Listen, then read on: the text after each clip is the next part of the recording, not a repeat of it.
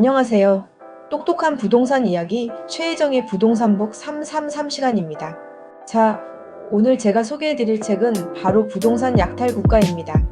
이 책의 내용은 우리의 상식과 고정관념을 송두리째 뒤흔들 만큼 충격적이고 중요한 이야기들을 담고 있습니다. 이 책은 지난 50년간 대한민국 역대 정부들이 어떻게 부동산을 통해 합법적인 약탈 체제를 구축해왔는지 적나라하게 파헤칩니다. 내 집 마련을 위해 평생을 바친 사람들의 피땀을 빼앗고 전세나 월세값 폭등으로 삶의 터전에서 쫓겨난 이들의 눈물을 외면해 온 현실. 부동산으로 막대한 부를 쌓은 소수에게는 투기의 천국이었지만 대다수 서민들에게는 투기의 지옥이었던 대한민국의 민낯을 보여주고 있습니다.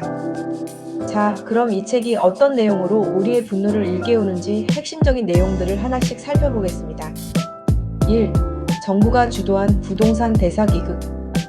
1989년 우리나라 땅값은 무려 32%나 폭등했습니다. 지방에서 서울로 올라온 사람들의 87.6%는 내 집 한 채 없이 전월세에 살았죠. 심지어 1988년 기준으로 땅을 소유한 국민은 4명 중 1명꼴에 불과했습니다. 이 시기에 삼성, 롯데 같은 일부 재벌 그룹들은 4년 만에 보유 부동산의 70% 이상을 집중 매입했는데 그 자금은 모두 은행 대출이었습니다. 정부가 왜 이런 투기를 방치하고 조장했을까요? 책은 그 이유를 권력을 쥔 자들 자신이 바로 투기의 공범자였기 때문이라고 말합니다. 권력층은 개발 정보를 재벌에게 흘리고 재벌은 싼값에 땅을 사들여 막대한 차익을 얻은 뒤 그 대가로 권력층에 막대한 자금을 바치는 것이 당연한 시대였죠. 이는 천민자본주의를 넘어선 대사기극이었습니다. 부자의 80% 이상이 부동산으로 부자가 된 나라. 부자들 중 80% 이상이 부동산으로 돈을 벌었다는 이야기는 이미 공공연한 비밀입니다. 특히 2000년대 초반 6년간 집값 상승으로 발생한 불로소득 648조 원 중 87%가 아파트값 상승으로 인한 것이었다고 합니다. 부동산 약탈 국가는 한국의 아파트를 대단한 불로소득 생산 공장이라고 일침을 놓습니다. 지난 30년간 임금이 6배 오르는 동안 아파트값 상승액으로 대표되는 불로소득은 임금 상승치에 무려 43배나 뛰었습니다.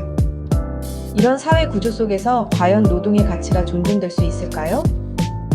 서울대 김용창 교수는 노동 윤리를 신성시하고 미래 지향적 직업 창출 기반을 다져야 한다며 부동산 세제 완화에만 몰두하는 정부를 비판합니다. 3. 부동산 계급 사회와 둥지 내몰림. 2011년 온라인에 떠돌던 수도권 계급표는 대한민국 부동산 현실을 그대로 보여줍니다. 강남구는 황족, 과천 송파서초 등은 왕족, 그 외 지역은 귀족, 호족, 중인, 평민으로 나뉘었죠.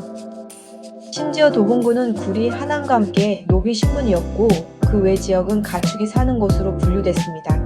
이부망천 이혼하면 부천 살고 망하면 인천 산다 같은 몹쓸 말이 생겨난 것도 이런 부동산 계급 의식이 낳은 비극입니다. 서울 성동구청장 정원호님의 이야기처럼 젠트리피케이션 둥지 내몰림은 우리 사회에서 이미 일상이 되었습니다.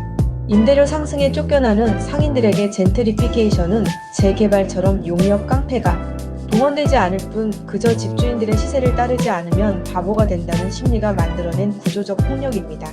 열심히 일해서 장사가 잘 될수록 쫓겨날 가능성이 높아지는 모순적인 현실, 이것이 바로 부동산 약탈 국가의 비극입니다. 3. 고시원이 타워팰리스보다 비싼 기막힌 현실. 2017년 한 칼럼의 제목은 왜 고시원은 타워팰리스보다 비싼가? 였습니다. 타워팰리스의 평당 월세는 11만 6천 원인데 고시원은 13만 6천 원이었죠. 이 충격적인 가격 차이는 초집 중화의 문제를 상징적으로 보여줍니다. 억대 연봉자의 70%가 수도권에 거주하는 현실에서 좋은 일자리에 대한 접근성은 곧 주거비용과 직결됩니다.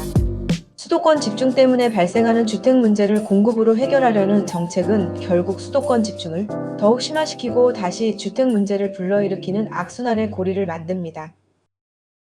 하지만 정권은 5년짜리이고 각자 자신의 셈법에 따라 새로운 공급 대책을 내놓기에 바쁩니다. 5.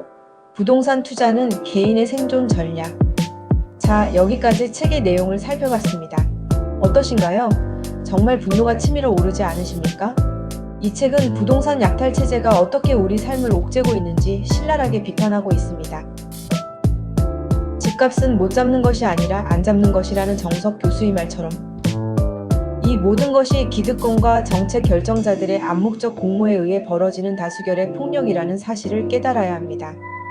하지만 책의 결론은 우리에게 중요한 교훈을 남깁니다. 역대 정권들이 부동산 약탈 체제를 유지해왔고 앞으로도 이 구조는 쉽게 바뀌지 않을 것입니다. 지방에서 서울로 유입되는 인구는 끊이지 않고 수도권의 부동산 가치는 계속 오를 가능성이 높습니다. 따라서 우리는 이 거대한 약탈 체제 속에서 스스로를 지킬 수 있는 방법을 찾아야 합니다. 결국 부동산 투자는 이 약탈 체제 속에서 내 자산과 삶을 지키기 위한 현실적인 생존 전략이 될 수밖에 없습니다. 첫째, 투자는 스스로를 보호하는 수단입니다. 가만히 있으면 결국 내 자산의 가치는 계속 하락하고 나는 언제든 삶의 터전에서 쫓겨날 수 있는 노비 계급으로 전락할 수 있습니다. 둘째, 부동산의 본질을 이해해야 합니다. 이 책이 보여주듯 대한민국의 부동산은 단순한 주거 공간이 아닙니다. 자산 증식과 불로소득이 발생하는 핵심적인 도구입니다. 이 흐름을 정확히 파악하고 나만의 투자 원칙을 세워야 합니다. 어떠신가요? 이 책을 통해 부동산 시장을 바라보는 시야가 조금은 넓어지셨기를 바랍니다. 다음 시간에도 여러분의 눈을 반짝 뜨게 할 똑똑한 부동산 이야기로 찾아뵙겠습니다. 다음 최혜정의 부동산북 333도 기대해주세요. 구독과 좋아요, 알림 설정 잊지 마시고요. 감사합니다.